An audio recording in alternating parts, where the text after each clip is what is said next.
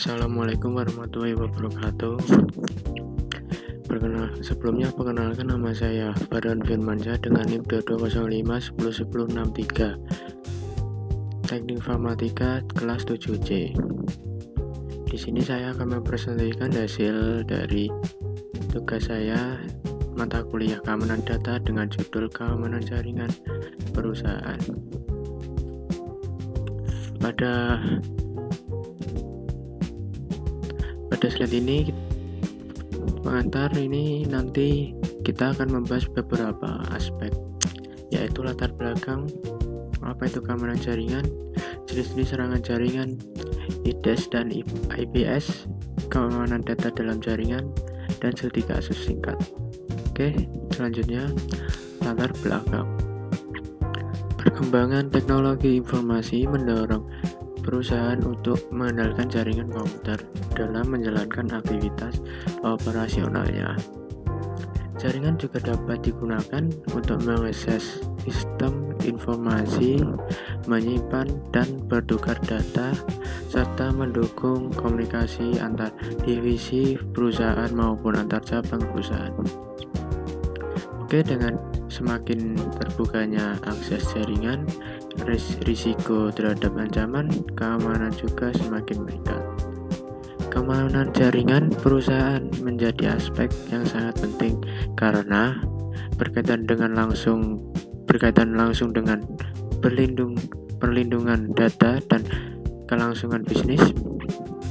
Tanpa sistem keamanan yang baik, perusahaan dapat mengalami kebocoran data, gangguan layanan, hingga kerugian finansial dan reputasi. Oleh karena itu, penerapan keamanan ini juga penting. Untuk keamanan jaringan ini penting dilakukan secara menyeluruh dan berkelanjutan untuk kepentingan perusahaan. Selanjutnya, apa itu keamanan jaringan? Keamanan jaringan adalah serangkaian kebijakan, mekanisme, dan teknologi yang digunakan untuk melindungi jaringan komputer dari akses yang tidak sah, penyalahgunaan, serta serangan yang dapat merusak sistem maupun data. Keamanan jaringan mencakup pengamanan perangkat keras, perangkat lunak, data, serta penggunaan yang terhubung ke jaringan perusahaan. Tujuannya apa sih? Tujuan utamanya apa? Tujuan utama keamanan jaringan adalah menjaga kerahasiaan konfidensial, integritas, dan ketersediaan data dan layanan jaringan. Dapat dikenal sebagai konsep CIA triad dalam keamanan informasi. Oke, selanjutnya tujuan keamanan jaringan perusahaan. 1. Melindungi data sensitif perusahaan dari pencurian atau kebocoran. Ini sangat penting ya untuk perusahaan, karena di perusahaan itu ada beberapa banyak data yang penting-penting. Jadi kalau terjadinya pencurian kemudian dapat merugikan perusahaan. 2. Mencegah akses ilegal ke sistem dan jaringan perusahaan. Yang ketiga, menjaga kestabilan dan ketersediaan pelayanan jaringan agar operasional perusahaan tidak terganggu. 4. Mengurangi risiko kerugian finansial akibat serangan cyber. 5. Menjaga kepercayaan klien dan reputasi perusahaan. Dengan tujuan tersebut, keamanan jaringan menjadi bagian penting dari manajemen risiko perusahaan.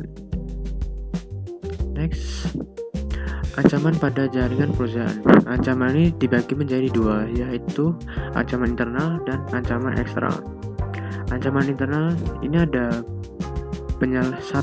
penyalahgunaan hak akses oleh karyawan. Yang kedua, kesalahan manusia atau human error dalam konfigurasi jaringan. 3. Penggunaan password yang lemah. Yang keempat, perangkat internal yang terinfeksi malware. Ancaman internal ini sering kali sulit dideteksi karena berasal dari pengguna yang memiliki akses resmi. Ya, seperti kalau di perusahaan itu karyawan yang memiliki akses.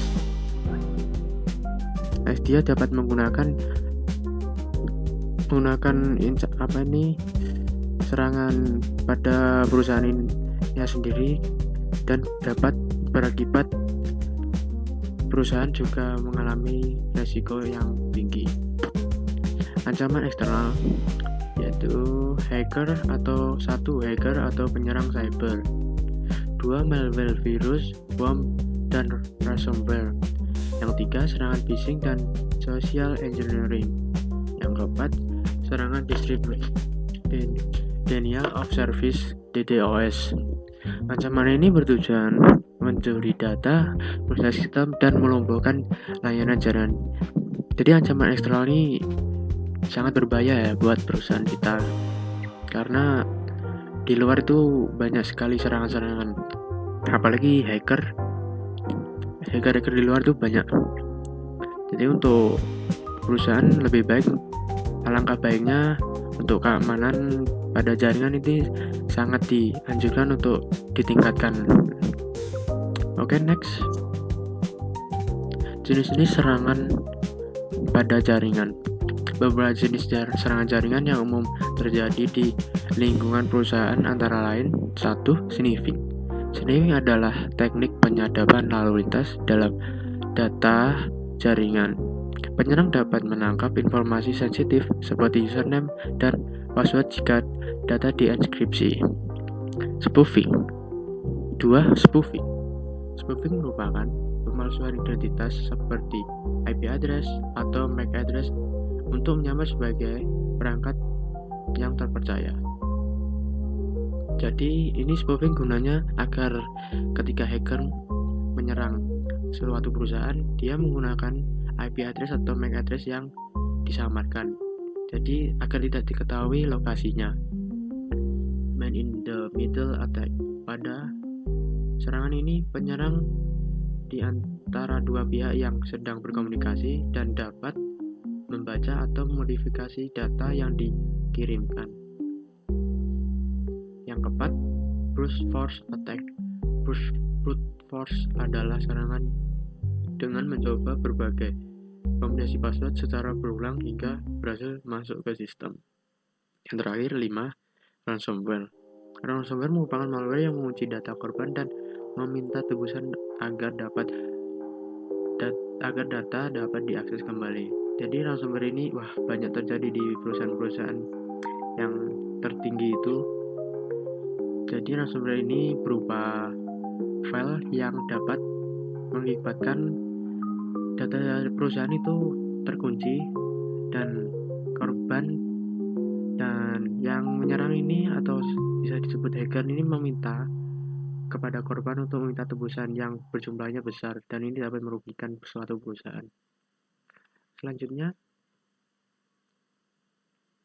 firewall sebagai sistem keamanan jaringan. Firewall ini apa sih? Firewall adalah sistem keamanan yang berfungsi sebagai penghalang antara jaringan internal perusahaan dan jaringan eksternal. Firewall bekerja dengan memfilter lalu lintas data berdasarkan aturan tertentu yang telah diterapkan. Firewall juga dapat berupa perangkat keras, hardware, maupun perangkat lunak software. Dengan adanya firewall, perusahaan dapat membatasi akses dari luar dan mencegah serangan yang tidak digunakan ke dalam jaringan.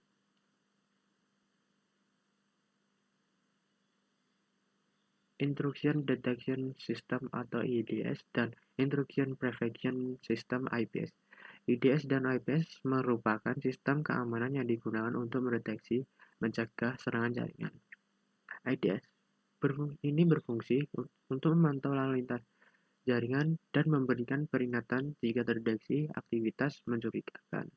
IPS ini berfungsi tidak hanya mendeteksi, tetapi juga mampu secara otomatis memblokir serangan. Jadi ini berguna untuk perusahaan kita. Kedua sistem ini sangat penting untuk meningkatkan keamanan jaringan secara real time pada perusahaan kita. Selanjutnya, keamanan akses pada jaringan. Keamanan jaringan juga sangat bergantung pada pengelolaan pengguna.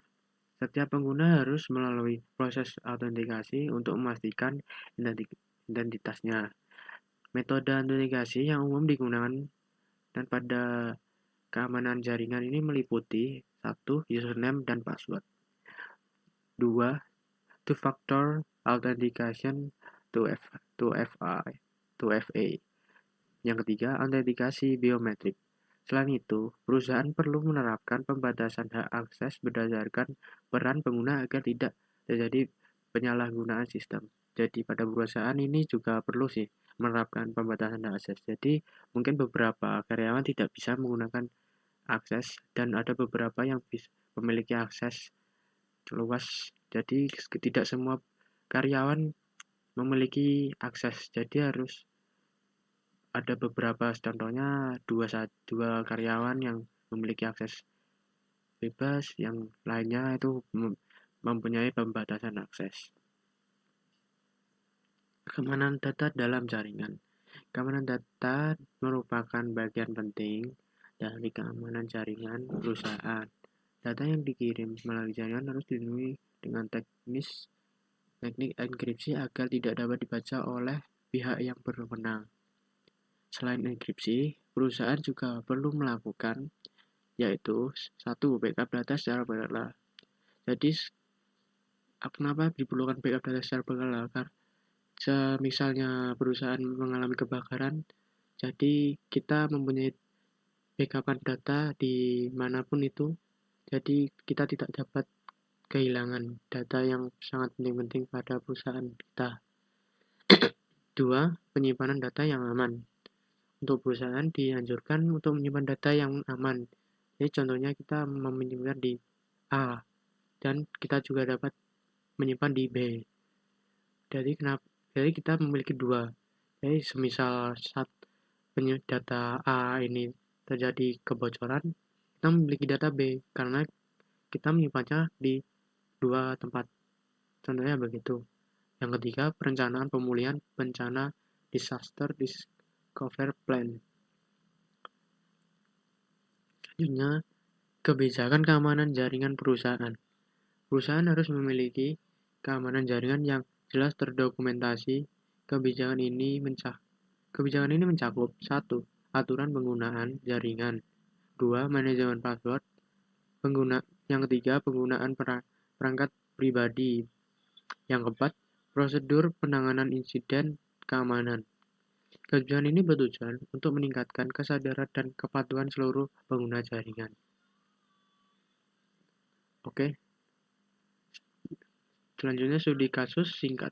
Sebagai contoh, sebuah perusahaan mengalami kebocoran data akibat lemahnya sistem keamanan jaringan. Oke, setelah banyak yang dilakukan evaluasi, diketahui bahwa perusahaan tidak menggunakan firewall dan masih menggunakan password yang lemah. Solusinya apa? Perusahaan dapat menerapkan firewall yang berupa firewall hardware maupun software. Yang kedua, autentikasi ganda. Ya, dan yang ketiga, monitoring jaringan secara berkala. Jadi kita harus mempunyai karyawan